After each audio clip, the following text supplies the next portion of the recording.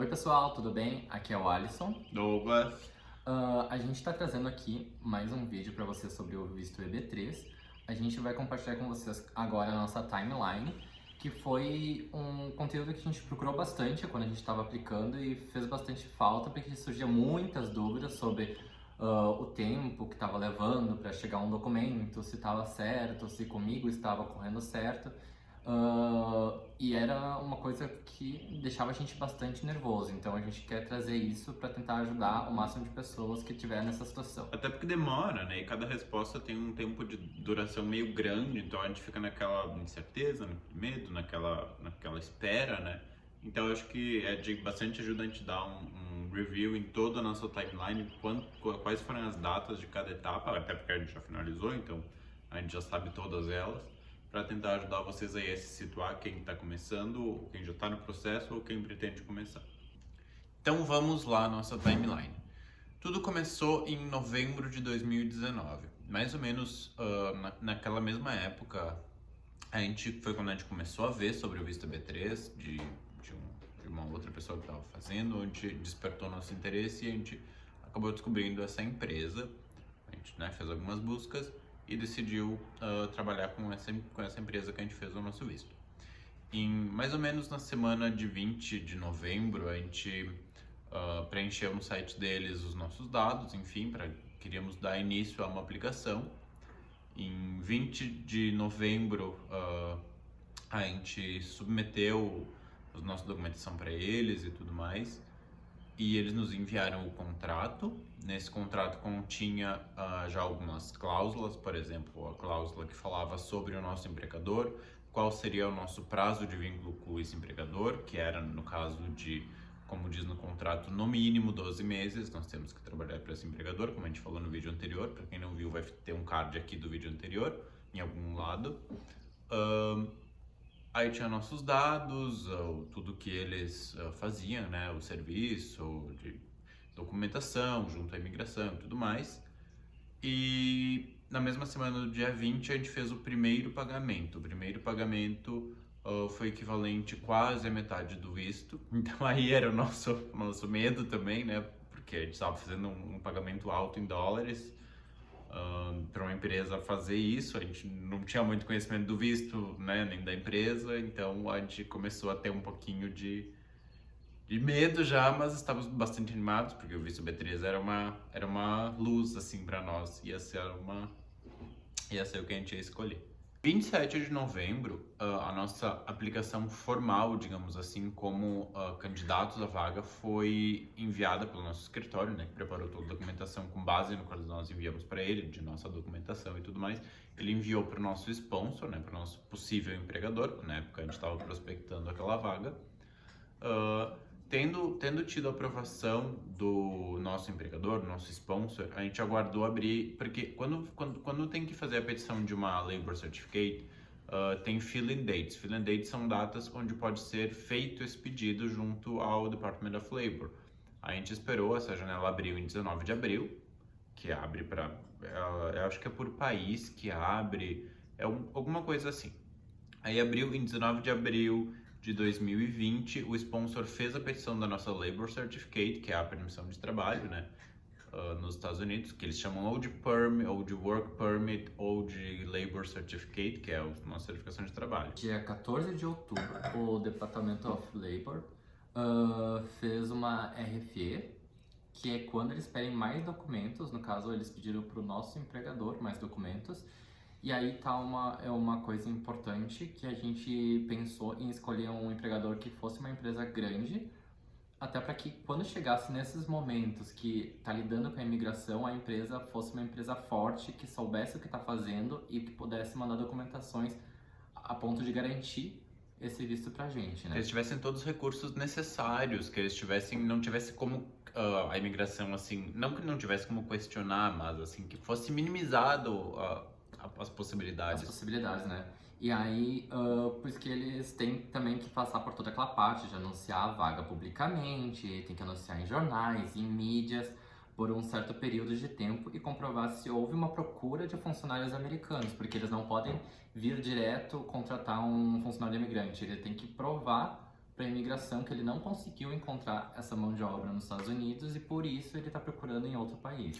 Outra coisa importante, que é por isso que a gente escolheu uma empresa grande, né, que no caso foi o McDonald's, é porque o sponsor ele tem que comprovar que ele tem fundos suficientes, que ele tem dinheiro suficiente para pelo menos um ano inteiro de salário daquele funcionário, que ele não tá, que ele não é uma, que, tipo, por exemplo, que eu não abri um CNPJ e eu tô dizendo para a imigração que eu vou trazer alguém de fora, mas na verdade eu não tenho nem condições para manter isso. Então, ele ia ter o sponsor, ele ia ter o patrocinador, em outras palavras. Então, ele tem que comprovar que ele tem fundos suficientes para bancar aquele funcionário por pelo menos um ano.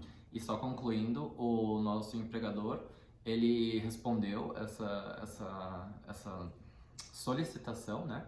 No mesmo dia mesmo que chegou, já respondeu e já enviou as documentações que eles exigiram. Continuando nessa questão, acho que um aviso importante ou uma dica importante de achar a empresa de assessoria forte, que faça tudo certinho, que seja realmente boa, assim como o sponsor, porque não dá para, por exemplo, quando vem uma RFE, que é o Request for Evidence, que é quando eles pedem mais documentos, eles têm que estar monitorando, eles têm que saber na data que ela foi postada, porque tem prazo para ter uma resposta, assim como você tem que ter documentação que suporte aquele pedido, tem que ser um caso forte, sabe? Não pode ser uma coisa vaga, que vai responder para eles sabe, não vai pegar os critérios que eles querem, daí pode ser negada, e se for negada tem que começar tudo de novo. Então acho que é muito importante escolher tanto o empregador, alguém forte, que nem a gente falou, uma empresa grande que vai conseguir cumprir com tudo isso, assim como o advogado ou assessoria que você escolher. Alguns meses depois, em abril de 2021, para ver como a gente fica nessa incerteza aí esperando, o Department of Labor aprovou a nossa Labor Certificate, que é o nosso Work Permit, que é o nosso PERM, como quiserem chamar. Vocês vão ouvir vários desses nomes por aí na internet. A gente vai ficar com dúvidas do que é o que nem nós tínhamos na época, mas todos eles são a mesma coisa, é a permissão para trabalhar nos Estados Unidos. Nesse caso, ainda não tem nada a ver com a imigração. A gente apenas foi aprovado o trabalho, né? Exatamente. E a partir da Labor Certificate aprovada é que, digamos assim, abre a janelinha, fica disponível para nós darmos entrada realmente com o pedido do I-140 na imigração. O que é o I-140? Basicamente, tá? Vamos resumir. O I-140 é o pedido de Green Card. Tem gente que chama, né, o Perm for Green Card. Então já é o nosso pedido para imigrar para os Estados Unidos. Com base em quê? Com base em ter uma permissão de trabalho aprovada. Então, a partir disso, lembrando que não dá para deixar a Labor Certificate, ela tem um prazo. Se ela expirar antes de ser pedido o I-140, aí tem que começar todo o processo de novo. Tem que pedir uma nova Labor Certificate, pode ter Request for Evidence, tem que fazer tudo de novo, tem que anunciar a vaga tudo de novo e daí demora muito mais. Nessa etapa da petição do I-140 é quando eles finalmente pedem a documentação dos dependentes, porque eu mandei inúmeros e-mails para a empresa sempre perguntando, tá, mas e aí eles não vão, porque até então eles não tinham pedido nenhuma documentação sobre dependentes. Eu tinha essa preocupação, eu ficava pensando, meu Deus, será que eles preencheram o meu processo sem adicionar dependentes? Como é que vai funcionar? Eles sempre me diziam, ai, calma, não é agora ainda, e eu sempre ficava com dúvida. Então, se você tiver a mesma dúvida, nessa etapa eles vão começar a pedir toda a documentação sobre os dependentes, onde vai mandar certidões e tudo mais, enfim. Junto nessa etapa é onde vem o questionamento por parte da empresa se a gente vai decidir fazer Premium Processing para o I-140. O que é o Premium Processing? Funciona assim, ó. O I-140, normalmente ele tem um prazo de aprovação de, em média, né, ou regularmente, né, de no mínimo 4 meses a 6 meses, como era estava se estendendo até 9 a 10 meses uma aprovação de I-140. Aí quando você paga a taxa de Premium Processing, eles têm exatamente, no máximo, 15 dias calendários para aprovar o teu I-140. Essa taxa, ela custa, a data de 2021 e até hoje, 2022, ela custa $2.500. Nós achamos que vale a pena, tá? Muita gente pergunta, será que vale a pena pagar? E todo mundo que eu já vi falando também acha que vale a pena pagar, porque tu tá esperando para mudar, tá esperando visto, aquela ansiedade, então pode demorar até 9, 10 meses, ainda tá assim. O nosso I-140 foi aprovado em exatamente 7 dias a partir da data que ele foi realmente, né, lido pelo USCIS, que é quem cuida de imigração, e respondido. Dia 9 de junho de 2021, a nossa I-140 foi aprovada. Então, aí que entra a parte do NVC, que é o National Visa Center. Nisso são enviados todas as cópias das certidões de nascimento, casamento e toda a documentação que eles pedem durante o processo, bem como a documentação dos dependentes, para o NVC ele rever tudo daí, que na verdade agora tipo, é totalmente um outro departamento, porque para consulares, né, quem faz o visto através do via consulado, é o NVC que entra para ele fazer toda essa parte dessa revisão de documentos e aprovação, né, da tua petição. Em 3 de dezembro de 2021, o NVC nos respondeu. Finalmente, depois de tanto tempo que a gente ficou ali esperando, sem resposta nenhuma, nos respondeu que recebeu toda a nossa documentação. Durante todo esse período ali, eles tinham ficado fechados por causa de o que vocês sabem que estava acontecendo, né? E estava processando a solicitação do nosso visto. E que dentro de algumas semanas iria nos mandar um e-mail informando datas da entrevista que a gente deveria ir. Olha, eles te mandam a data, eles te dizem no e-mail que eles vão te mandar essa data com mais ou menos 30 dias de antecedência. E essa informação de 30 dias, mais ou menos, né, que eles enviam, digamos assim, o dia que eles enviam a data da tua entrevista marcada tem 30 dias, é muito relativo. Pelo que eu li, tinha muita gente, e isso deve ser um problema para muita gente, né, que eles estavam enviando a entrevista para dali uma semana, a entrevista para dali 15 dias. É muito corrido, é muito difícil. A gente vai falar já mais para frente agora das próximas etapas. E é muito corrido para conseguir ir para uma entrevista em 7, 15 dias. E 30 dias, que foi o nosso caso, já é bem corrido. Finalmente chegou o e-mail que deixou a gente bem desesperado. No dia 12 de janeiro de 2022, o NVC enviou um e-mail contendo a data da entrevista, que ficou marcada no consulado do Rio de Janeiro, que é o único consulado no Brasil que realiza essa parte de entrevistas para imigração. Os de turista e outros tipos de visto tem outros consulados no Brasil, mas só o Rio de Janeiro realiza essa entrevista, né?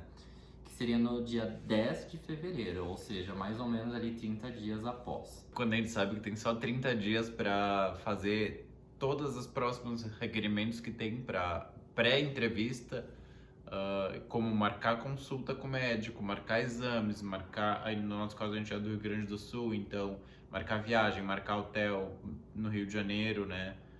Então, no dia seguinte que eu recebi a carta, eu já mandei um e-mail pro consultório do Dr. Alberto Garrido, que é quem faz, é o médico do Rio de Janeiro, que é o autorizado a fazer para imigração. Existem 2 médicos, um no Rio de Janeiro e um em Brasília, se não me engano. Eu vou deixar o contato dos dois na descrição. E vai ter um vídeo sobre isso também mais pra frente. No dia seguinte eu já mandei e-mail para eles e, por muita sorte, teve uma desistência pro dia 11 de fevereiro, que era um dia depois da nossa entrevista. Porque normalmente, isso é uma curiosidade, tava tendo consulta só para dali 3 meses pra frente. Mais ou menos, da data que marcava. Desespero. Então nós já tava com esse outro desespero, achando que não ia nem conseguir consulta assim para muito tempo depois da entrevista. Então ia se arrastar por muito mais tempo o nosso processo. Então tentem marcar o quanto antes. Junto com isso, eu quero deixar 2 informações importantes. Primeira delas, né? Para quem mora em alguma dessas regiões, ou Rio de Janeiro, ou Brasília, enfim, os exames médicos podem ser feitos antes da entrevista. Eles têm validade de 6 meses. O exame não, a consulta médica, né? O parecer do médico final, ele tem uma validade de 6 meses. Então, se você mora na região e quer fazer, acha que a tua entrevista vai ser dali a 6 meses, né? Mais ou menos, pode fazer antes. Segundo aviso importante, quando recebe a carta marcando a entrevista do NVC, lá toda a listagem de documentos e tudo mais, fala claramente, tanto lá quanto no site da embaixada, que a consulta médica tem que obrigatoriamente ser feita antes da entrevista, porque numa coisa normal, você sai da entrevista, da consulta médica com um envelope, esse envelope contém os resultados do doutor, que tem que ser levados em pessoa para a entrevista e ser entregue para o cônsul, né, para o oficial de imigração. Porém, já bateu um desespero, porque a gente só tinha conseguido para dia 11, que era um dia depois da entrevista. Então, como assim a gente só conseguiu para depois da entrevista? Se tem que levar obrigatoriamente a documentação do médico na entrevista. Aí a gente ficou desesperado, eu mandei um e-mail para a embaixada, né, do Rio de Janeiro, falando, olha, infelizmente não existem datas antes da entrevista e eu não sei, eu devo reagendar a minha entrevista com vocês? E eles me responderam claramente, eles falaram assim, de maneira alguma reagende a sua entrevista por causa da consulta médica, pois não se sabe, assim, digamos que você queira reagendar, não se sabe se vai ter para daqui a pouco, porque quando tu reagenda, tu perde a vaga. Pode ser que só tenha uma vaga dali 3, 4, 5 meses, abre uma vaga para tu conseguir reagendar.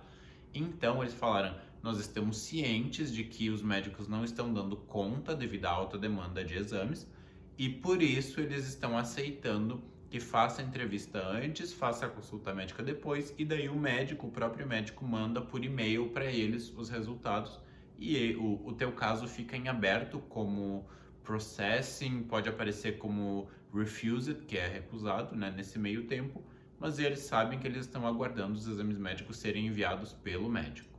Tá, então como eles nos mandaram que a entrevista ia ser no dia 10 de fevereiro de 2022, e essa etapa agora que a gente vai falar as datas, a gente vai fazer um vídeo sobre os dias que ocorrem, né? Mais detalhado, porque tem algumas coisinhas importantes, algumas coisas bem importantes para tu lembrar neste momento. Aí a gente marcou pro dia 2 de fevereiro na clínica Richer para fazer os exames laboratoriais, que são de sangue, urina, o que você precisar, depende da tua idade, né? Aí ele tem que marcar mais ou menos uns 4 dias antes, eu acho, da consulta. No dia 3 fomos fazer os exames de imagem, que é o raio-x do tórax que eles pedem. Eu não sei se é em todas as idades, mas na nossa exigia. Eu acho que sim. E nesse exame de raio-x você precisa agendar ele, né? No dia 8 de fevereiro fomos no CASV, que é para fazer a coleta de imagem e de digitais, que só lembrando, não é no mesmo lugar que o consulado, tá? Exatamente. Pode parecer óbvio para alguns, mas tem gente que se deixa enganar. A gente percebeu na fila isso acontecer, de gente na fila perguntando e teve essa confusão achando que era consulado, enfim. Então é bom que alguém ajude essa informação, né? Então no dia 10 era a nossa entrevista. E no dia 11, depois da nossa entrevista, ficou a consulta, que daí na consulta o médico via os exames, tanto de os laboratoriais quanto o raio-x do tórax. Feita a entrevista, finalmente a pior etapa de todas, eu acho, do visto, a mais esperada, a mais aguardada por todo mundo, que vai ter um vídeo sobre ela também mais específico, dando mais detalhes gerais sobre ela e sobre toda a parte do Rio, né? A gente, com o case number que vem em todos os documentos da LVC, enfim, é um RDJ que eles chamam, e da RDJ e a numeração, a gente ficou consultando no site da embaixada dos Estados Unidos, né? Eu ia dizer do Rio, mas é dos Estados Unidos, diariamente o status do nosso caso, porque como a consulta médica era um dia depois da entrevista, eles não têm como dar se foi aprovado, né? Enfim, naquele mesmo dia. Então o caso entra em processamento. Pode ser que apareça como processing ou refused, que seria negado, mas não é bem um negado. Pra gente ficou parecendo negado. Pra gente ficou parecendo negado, era um outro nervoso acontecendo por aí. Mas esse negado é porque está aguardando administrative processing, que é quando faltam documentos, no caso faltam os documentos do médico. Então a gente ficou nisso todo dia olhando naquela incerteza, e daí em dia 22 de fevereiro, 11 dias depois, 12 dias depois que foi a nossa entrevista, a gente finalmente apareceu como aprovado, né? É issued, que é emitido, na verdade, o visto, como eles falam. E a gente ficou aguardando, então, vir os passaportes, que chegaram no dia 3 de março de 2022, finalmente com o nosso visto impresso. Por que visto? Porque quem faz processo consular tem que utilizar esse visto, tem 6 meses para entrar nos Estados Unidos. Então, um detalhe importante que eu vi que surgiam de dúvidas nos outros vídeos, esses 6 meses, pelo que a gente reparou no nosso, eles contam a partir do dia da tua entrevista. Exatamente, né? A partir do dia que foi emitido o visto. E aí, esse visto, digamos assim, ele serve, basicamente, né? Ele serve até tu chegar no aeroporto e passar na imigração. Porque aí, quando você chega no aeroporto e passa na imigração, aí, né, eles emitem o seu green card, enfim, você só usa esse visto até chegar o cartãozinho físico no correio. E daí, basicamente... É outra história depois. É outra história depois, que também vai ter vídeo. Mas basicamente é fim. Aprovado, finalmente, conseguimos. Fim do processo, né? Fim do processo, chegamos lá inteiros. Essa foi a nossa timeline. É. Espero que ajude bastante vocês, independente do estágio que vocês estejam decidindo se vão fazer ou se estejam esperando alguma parte do processo, né? Até porque é uma programação de vida, né? Te deixa de viajar ou deixa de fazer alguma coisa, porque a gente tá nessa espera. E aquela espera infinita que dura anos e a gente nunca sabe o que tem por vir, né? Então, se vocês quiserem deixando suas dúvidas e perguntas nos comentários, a gente tá lendo tudo. A gente tá pensando em fazer um vídeo respondendo as perguntas. E respostas, até porque tem algumas perguntas que são um pouco mais complexas, assim, tipo, de ficar escrevendo tudo. Então, acho que ficaria melhor responder falando o que a gente pensa, assim, por vídeo. Então podem mandar, que a gente vai selecionar e vai responder as perguntas. E a gente vai fazer mais vídeos. A gente vai fazer vídeos sobre o dia da toda a etapa da consulta, a etapa do consulado, a etapa da chegada do aeroporto, a entrevista no aeroporto, a entrevista no consulado, o pós, como é que é o pós depois que você passou, o que acontece, o que tem que esperar. A gente tá vivendo o pós. A gente tá vivendo agora, o pós agora. Né? O nosso cartão já foi emitido, já tá aí. Mas então, não foi exatamente como eles dizem que é tudo. Dizem que tu chega, né? Passa por alguns perrengues ainda. Então a gente vai fazer mais vídeos para tentar ajudar cada vez mais vocês. Por hoje ficamos por aqui e até uma próxima, pessoal. Até uma próxima, gente. Até mais. Tchau, tchau.